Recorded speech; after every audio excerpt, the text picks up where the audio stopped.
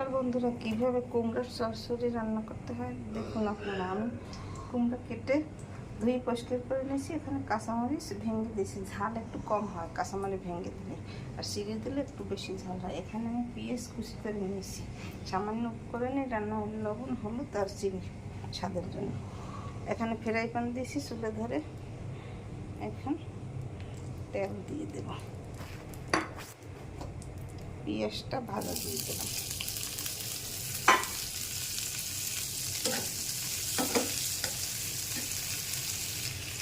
2 minute পরে এসেছি, পেঁয়াজটা হালকা ভাজা ভাজা হয়েছে। আমি কুমড়োটা দিয়ে দিয়েছি, দেখানো না সেটা।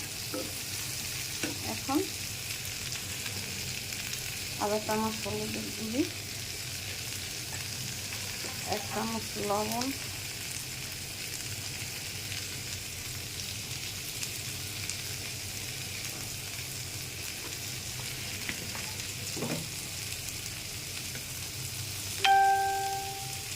ঢেকে দিতে হবে।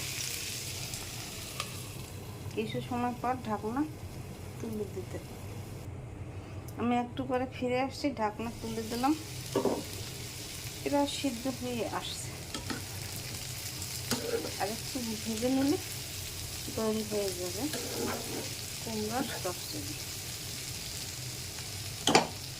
এখন স্বাদের জন্য 1 চামচ, ছোটো চামচের 1 চামচ চিনি দিলে তৈরি হয়ে যাবে। এখন আমি ঢাকনা দিয়ে ঢেকে দিয়ে রাখবো। দেখুন আমার কুমড়ো ভাজা তৈরি হয়ে যায়। কুমড়ো ভাজা তৈরি হয়ে যায়।